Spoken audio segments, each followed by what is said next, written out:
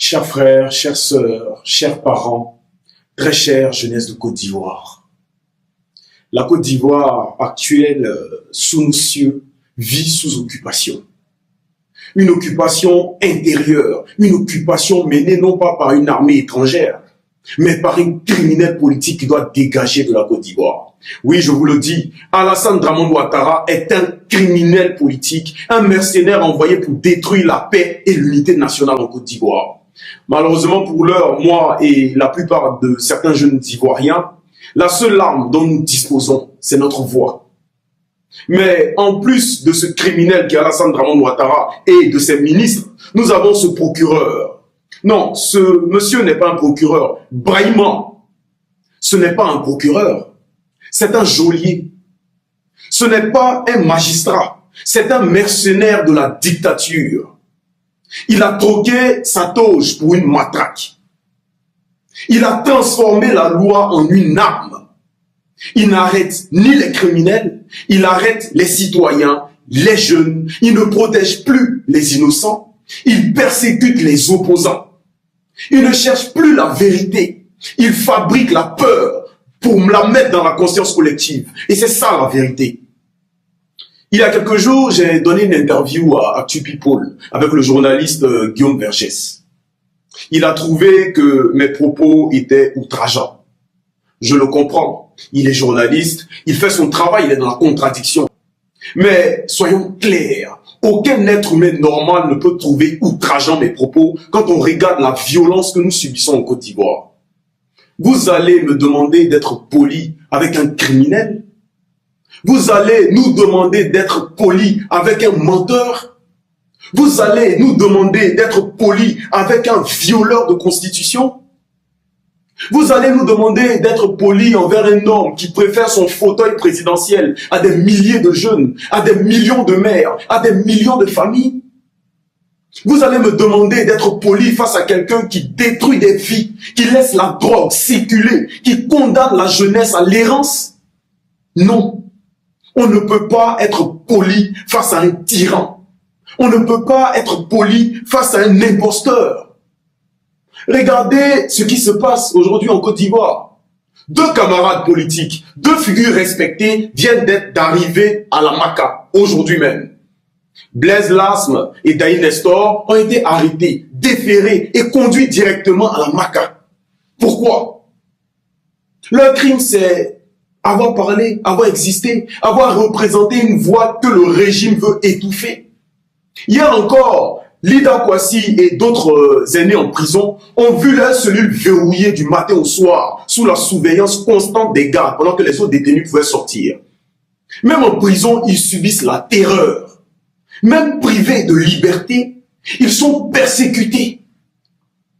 Voilà le vrai visage du régime et c'est ça, l'outrage.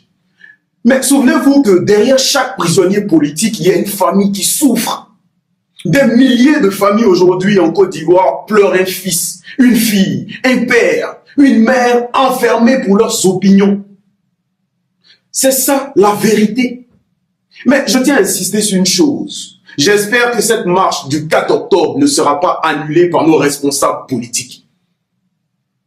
J'espère que cette marche du 4 octobre sera le début de la libération définitive et le plus important de nos revendications pour ce 4 octobre. C'est clair, non au 4e mandat anticonstitutionnel en Côte d'Ivoire. Nous ne voulons pas. Nous n'accepterons jamais qu'Alassane Dramane Ouattara fasse un 4e mandat en Côte d'Ivoire.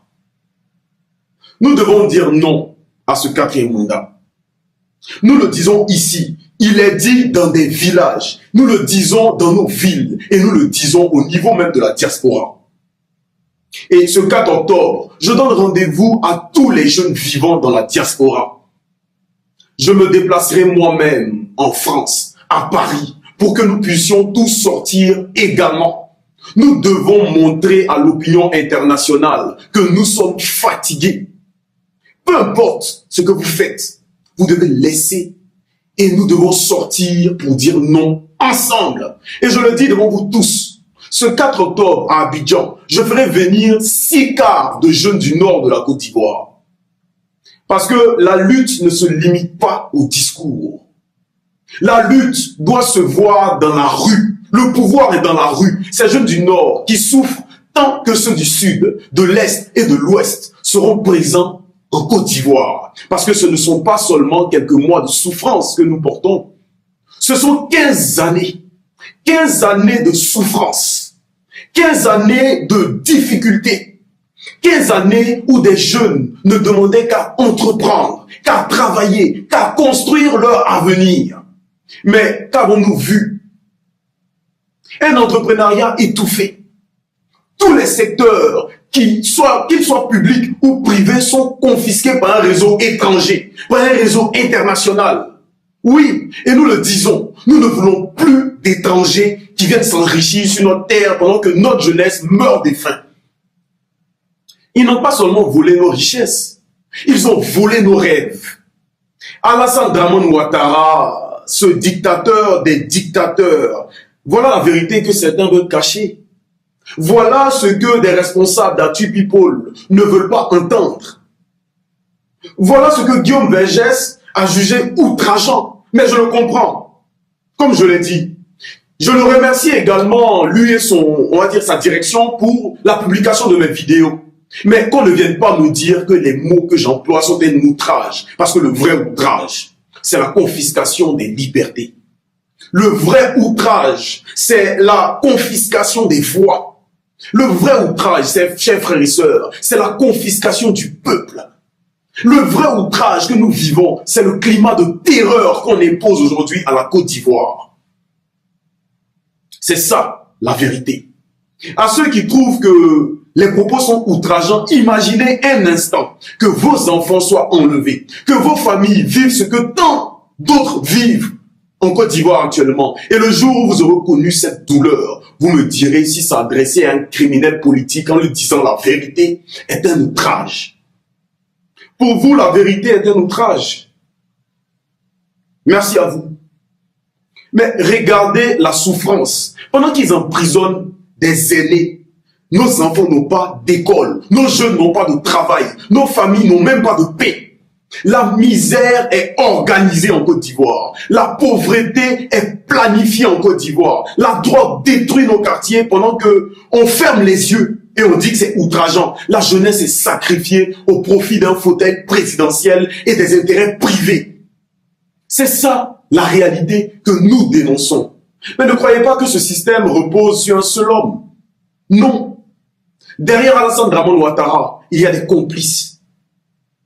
Des ministres voleurs, des préfets servis, des députés muets, toute une chaîne de collaborateurs qui se nourrissent du malheur du peuple ivoirien. Nous n'oublions pas l'histoire. Comme le président Houphouët-Boigny a brisé les chaînes du colon, nous briserons les chaînes de la dictature avec le RHDP. Comme Sankara a refusé la soumission, nous refuserons l'humiliation.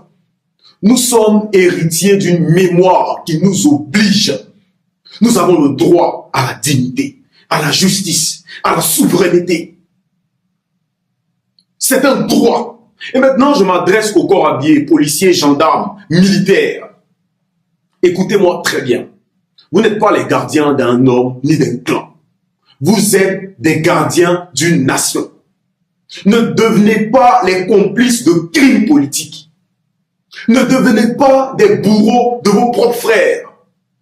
Parce que demain, vos enfants paieront le prix des ordres que vous exécutez aujourd'hui. Choisissez la République. Choisissez la nation.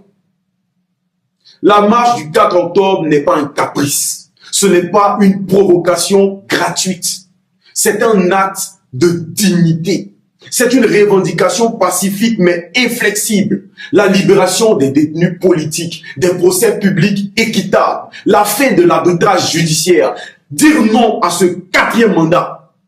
Nous demandons la réforme des organes qui ont perdu toute légitimité aujourd'hui en Côte d'Ivoire. Nous demandons la vérité. Nous demandons la justice. Moi, je vous le dis maintenant, Alassane Dramane Ouattara ne sera pas président en 2026. La prophétie est claire et il faut que nous aidions la prophétie à s'accomplir. Mais ce n'est pas la prophétie qui fera le travail. c'est l'action consciente et organisée de nous, peuple de Côte d'Ivoire. J'emmènerai 6 cars le 4 octobre, parce que la souffrance n'a pas de région. Le Nord souffre, le Sud souffre, l'Est souffre, l'Ouest souffre. Nous allons tous nous réunir au centre, nous unir par cette même blessure, et c'est ensemble que nous devons nous lever. Et je le dis aussi à nos frères de la diaspora, même loin de la Côte d'Ivoire, vous vivez cette répression par procuration.